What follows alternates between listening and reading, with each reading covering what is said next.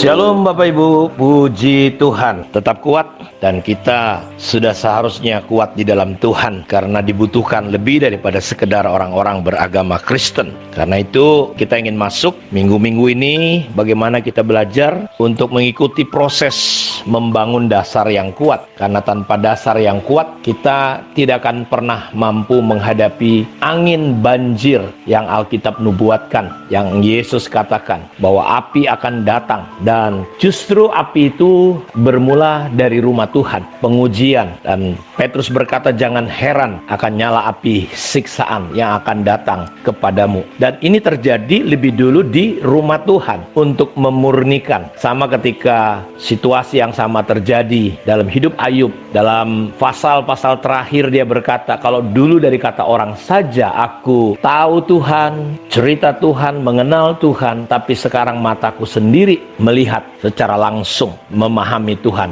dengan benar. Banyak hal ternyata, walaupun Ayub orang yang saleh, orang yang beribadah, yang dikatakan orang takut akan Tuhan, tetapi dalam hidupnya masih banyak hal-hal yang perlu dibersihkan, dimurnikan dengan api itu. Karena itu kita ingin belajar pada minggu-minggu ini bagaimana kita perlu membangun dan ada proses di dalamnya. Dalam 1 Petrus pasal yang ke-5 ayat 10 dikatakan, dan Allah sumber segala kasih karunia yang telah memanggil kamu hidup dalam Kristus kepada kemuliaannya yang kekal, akan melengkapi, meneguhkan, menguatkan, dan mengokohkan kamu sesudah kamu menderita seketika lamanya. Allah sumber segala kasih karunia yang telah memanggil kamu dalam Kristus kepada kemuliaannya yang kekal. Jadi Allah yang memanggil, memilih kita, membawa kita pada kemuliaannya. Dia melengkapi, meneguhkan, menguatkan, mengokohkan. Jadi kita bisa menjadi lengkap, tidak kekurangan apapun, kita menjadi teguh, kita menjadi kuat, kita menjadi kokoh. Ayat ini berkata, sesudah kamu menderita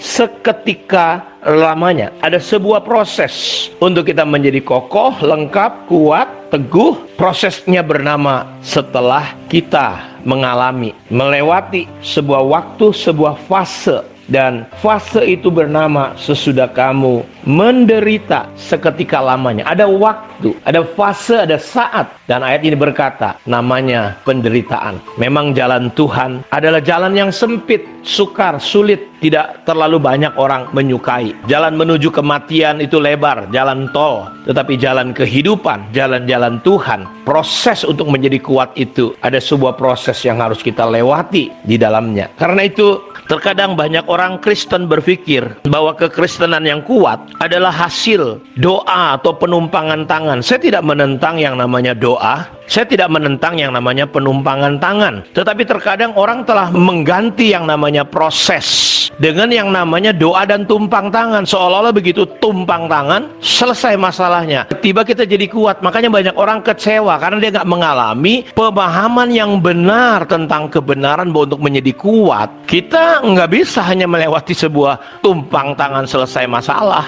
dinubuatkan lalu semua selesai masalah. Enggak, saudara perlu mengikuti proses. Sama seperti begini, misalnya kita bangun di atas pasir. Jelas Alkitab berkata pasir rubuh. Ketika datang angin banjir hujan, kita berdoa, Tuhan bikin mujizat. Bisa nggak Tuhan bikin mujizat? Bisa. Tuhan bangun lagi rumahnya. Tapi ketika angin datang lagi, banjir lagi, rubuh lagi. Jadi bukan Tuhannya, bukan doanya yang salah. Yang salah ada prinsip yang saudara kita tidak pahami, yaitu bahwa fondasinya harus kita benahi. Dan Tuhan nggak mau kita jadi orang Kristen yang kekanak-kanakan terus-menerus. Tuhan mau kita menjadi dewasa. Karena itu yang perlu kita lakukan bukan doanya yang salah, bukan tumpang tangannya yang salah, bukan nubuatnya yang salah. Yang salah adalah kita nggak pernah beresin fondasinya. Karena itu banyak orang berpikir bahwa kita bisa jadi kuat hanya melalui doa dan tumpang tangan. Bukan itu Bapak Ibu. Tetapi kita nggak bisa mendadak ini. Ketika kita pengen jadi kuat, tiba-tiba kita jadi kuat. Ya itu namanya baja hitam mungkin. Berubah. Wah, nggak seperti itu.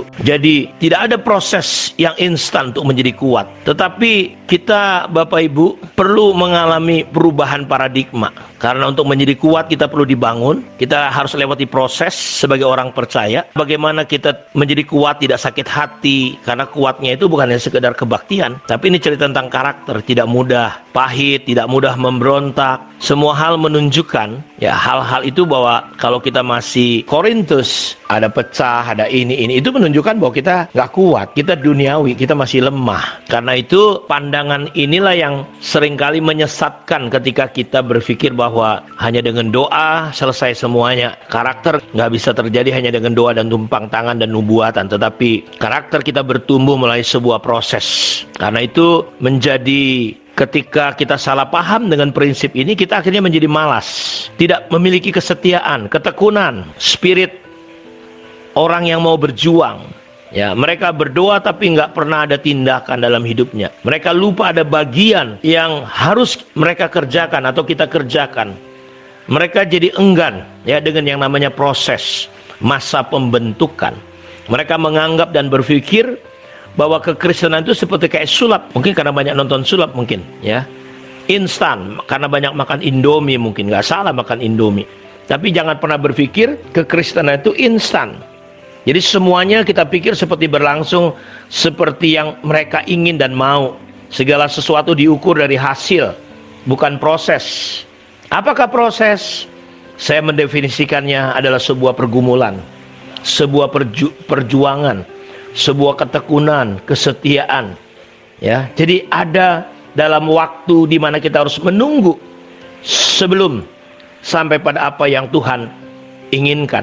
Karena Tuhan tidak tertarik dengan hasil, tetapi Tuhan tertarik dan menyukai yang namanya proses. Tuhan Yesus butuh 30 tahun sebelum dia ditampilkan. Ya, Musa butuh 40 tahun di padang gurun sebelum dia muncul sebagai pemimpin orang Israel. Yusuf harus mengalami berbagai penderitaan. Yusuf harus mengalami masuk penjara, dibuang ke lubang oleh saudaranya sendiri. Ya, difitnah, dipenjara, dilupakan. Orang yang ditolong, dinubuatkannya berhasil keluar dari penjara, tapi dilupakan. Tapi kita lihat, semua ini semua adalah sebuah proses, ya, sampai mereka betul-betul menjadi pribadi yang kuat, pribadi yang mantap di dalam Tuhan. Karena itu saya mau berkata bahwa saudara jangan pernah lupa untuk menjadi kuat. Ada proses. Ya, makanya Petrus berkata, dan ini menjadi ayat hafalan kita, Allah sumber segala kasih karunia yang telah memanggil kamu dalam Kristus kepada kemuliaannya yang kekal, akan melengkapi, akan meneguhkan, akan menguatkan, akan mengokohkan siapa kita semua sesudah kamu menderita seketika lamanya. Jadi jelas, jangan pernah lupakan bahwa untuk menjadi kuat dalam Tuhan ada proses yang perlu kita alami, kita lewati, kita rasakan sampai kita seperti kayak Ayub, muncul seperti emas yang murni setelah mengalami pembakaran, setelah mengalami pemurnian di dalam api. Karenanya Yesus berkata bahwa aku belum puas hatiku kalau belum melihat api itu menyala. Dia membaptis kita bukan hanya dengan air dan roh, tapi dia membaptis kita dengan api. Kiranya Tuhan Yesus memberkati kita semua pada saat ini. Shalom.